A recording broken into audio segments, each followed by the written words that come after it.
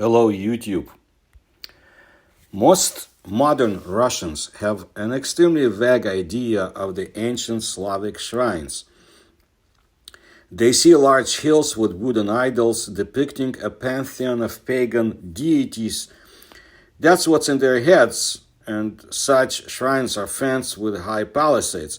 In a word, something similar to the temples in the movie Viking with Danila Kozlovsky. On the territory of modern Russia, however, there are no such historical monuments left. Why? Perhaps from the spread of Christianity, whose apologists erected new temples on former shrines. Maybe because wooden architectural structures of antiquity simply did not survive to the present day. They were destroyed by fires, many wars, and just the passage of time.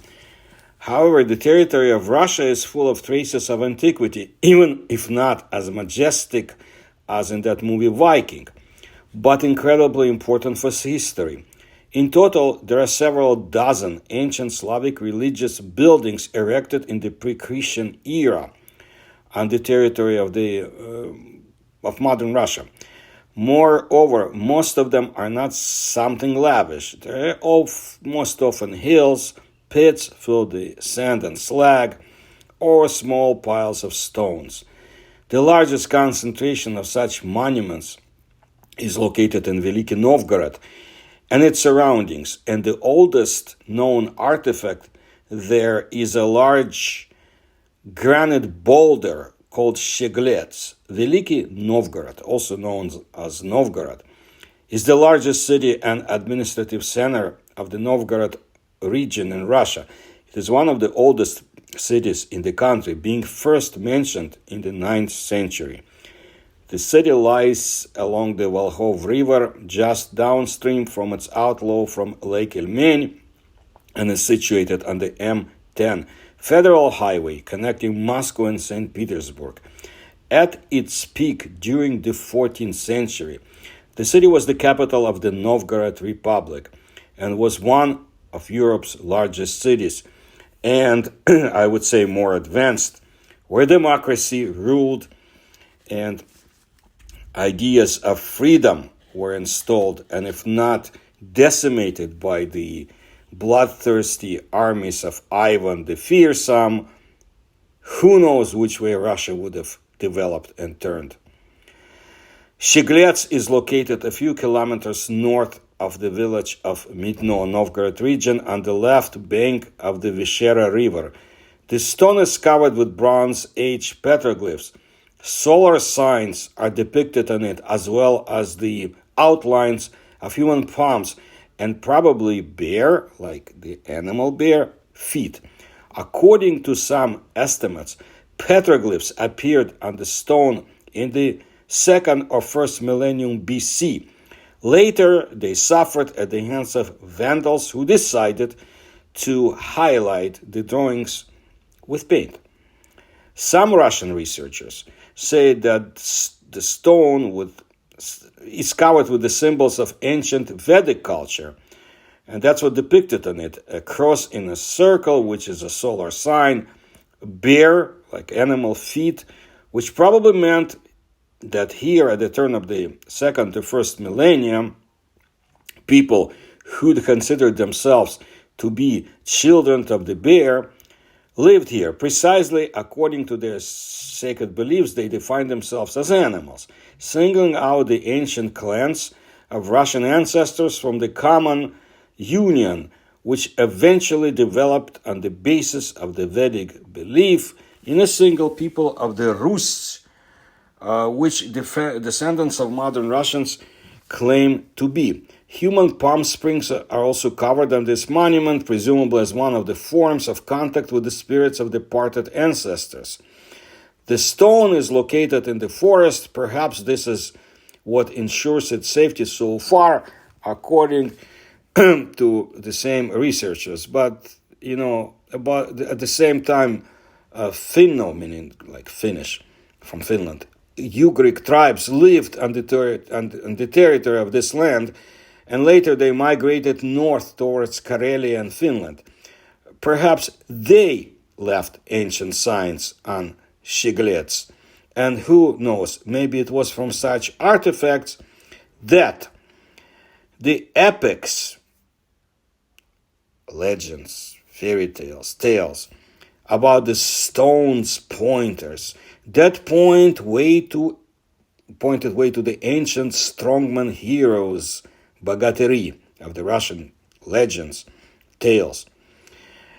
They point that they predict the fate. This is what's written on the stone, on such stones. For example, if you go to the left, you will lose your horse. Other destinies awaited those who alternatively headed to the right or went straight forward. By the way, those fairy tales, they're very interesting, sometimes macabre in a way, and full of suspense. And I remember, I've read them as a child and a little later too. Very interesting. Even if you know the ending, you don't know, again, when you start reading it from the beginning. Anyway, another ancient monument near Великий Novgorod is the Perun Urochishe, which means a tract. It's a broad sense. That's what popularly was called any place, geographical object, a landmark that stands out from the rest of the area. Urochishe can be a forest area standing alone in an open field, a clearing, a hill, even a settlement. In Perun, as some researchers suggest, there was an old Russian pagan sanctuary dedicated to Perun, the thunder deity, one of the central figures in an old ancient Slavic mythology. In ancient times, Perun was an island. Now, due to construction of an embankment dam, it is a hill that turns into a peninsula during spring floods. Standing between the wide Volkhov River at its source at the Lake Ilmen and the Prost and Rakomka rivers. According to the Novgorod Chronicles, in the year 980, in this place is the governor of Prince Vladimir. By the way, this is the one who adopted Christianity, but before he carried out reforms of paganism in Russia, forming a single pantheon of gods. Anyway, Governor Dobrynya installed the idol of Perun. The idol did not stay on the island for a long time. Just 8 years later, the prince, who converted to Christianity, ordered the idol to be tied to horse tails and thrown off the mountain. The same Governor Dobrynya, they say, cut down the statue and threw it into the Volkhov River. By the way, this is the scene reproduced in that movie Viking. On the side of the tract, Perinsky Skid was later founded, which stood until the year 1922. It couldn't survive the communists. Skid is a monastic community in Eastern Christianity that allows relative isolation for monks, but also allows for communal services and the safety of shared resources and protection. In the middle of the 20th century, archaeological excavations were carried out in Perun, during which a site with a diameter of 2,000 meters, surrounded by a wide moat, was discovered on the top of the ancient hill. The inner border of the moat formed an almost irregular circle, where the outer one had separate semicircular protrusions at a total of 8 pieces, at the bottom of which coals and shards of vessels were found, and in the center of this whole structure was a pit from a huge pillar with a depth and diameter of 1 meter. Not far from the hill, archaeologists found remains of 2 more similar ditches. Based on this, we can assume that this was a millennium ago.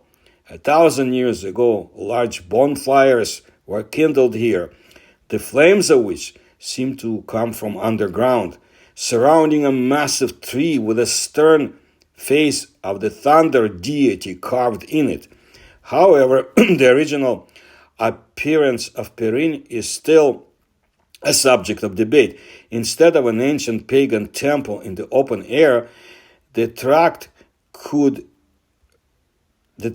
represent several hills, sacred monuments in the form of mounds over burials. However, it is funerary monuments that are functionally closest to sanctuaries, since they carry a sacred load and are also associated with occult practices. There are plenty of activities of the ancient Slavic and other peoples on the territory of Russia.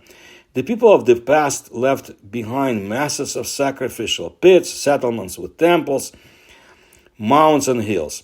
However, the full-fledged complicatedly built sanctuaries and cult architectural complexes of the Eastern Slavs have not reached us, and the finds declared as religious buildings are doubtful to many researchers. Perhaps the discovery of ancient Slavic sanctuaries on the territory of Russia is the task of future archaeologists who will develop new methods of analyzing such monuments. There is also a theory that the function of cult sanctuaries among the ancient Slavic pagans could be performed by objects of natural origin, groves, stones, reservoirs, hills, or glades. Of course, it is not possible to trace that those groves or stones were the oldest pagan sanctuaries. All we have is traditions passing from mouth to mouth, from generation to generation. The belief in sacred stones is present in the religious beliefs of different people. They are still revered in traditional cultures. For example, in the Altai, which I always and often talk about, there are many such stones in the Pereyaslav region, the elk stone and the rooster stone. On the Volga-Nerli River, the legendary stone woman Kamenная Baba of the Berendeyevsky swamp. One such legend has overgrown a boulder on the shore of Lake Plesheyevo, a few kilometers from Pereyaslav-Zalesky, one of the oldest cities in central Russia. In appearance, this is an ordinary stone immersed in the ground, and according to some eyewitnesses, it gives off a blue color. The blue boulder, stone on Plesheyev Lake, is one of the evidences of existence of such beliefs among the Eastern Slavs and the Finnish tribe Merya, who previously lived here. However, oral legends are extremely vague sources, and even about this one boulder, there are several different legends. According to one, the blue boulder, the blue stone, is part of an ancient pagan sanctuary. It himself was considered the heart of Yarila, the sun deity, according to another legend. The boulder was the sanctuary of the deity Veles, the patron saint of cattle breeders. For a long time, this stone lay on Yarilina mountain, and in 1152, it was thrown off it, and later it was completely buried by local priests in the ground. However, over the years, water erosion has filled it top out, had lifted its top out of the ground. Centuries later, it was even allegedly dug up. It sank in the lake and then appeared on the shore again. Today, people take trips to look at the boulder. As a rule, ancient polytheistic religions and Slavic paganism in particular were closely connected with natural phenomena. What is there after Perun, one of the most important deities among the ancient Slavs, was considered the mother of raw earth. It was a personified image of all living beings and plants. The concentration of fertility, the mention of which was not avoided even by the Christian Old Russian chronicles. And what temples, ask researchers, for such a belief system can be more impressive than the one that appeared without human participation, by the forces of nature alone? Well, I look forward to archaeological excavations of the future in the Russian territories, in the lands of Ukraine, of Belarus, of other surrounding Slavic countries as well. But it's very interesting and fascinating, just based on my childhood, youth in Ukraine, and finding out incredible things. And you don't even have to dig so far into the ground on the hills of Kiev, because so many wars, like I said, invasions took place, and you find incredible, really incredible historical things, coins, daggers, and so forth. And it's not always safe, because you can also encounter remains of World War II, mines, grenades, and so forth, and there are very sad cases. But nevertheless, archaeology, with the help of satellites, will help us discover more about the past of this planet, wherever it may be. But of course, in Europe, because of its history and concentration of peoples and movements, there's a lot to discover. But also in Asia. And I bring you stories about discoveries in Siberia and the Far East. Thank you for your for your attention to my research. And if you can support my research, you'll find the ways how to do it in the description to this video. And please like my videos, please tell others, and I promise to bring you more interesting stories about Eurasia and other parts of the world.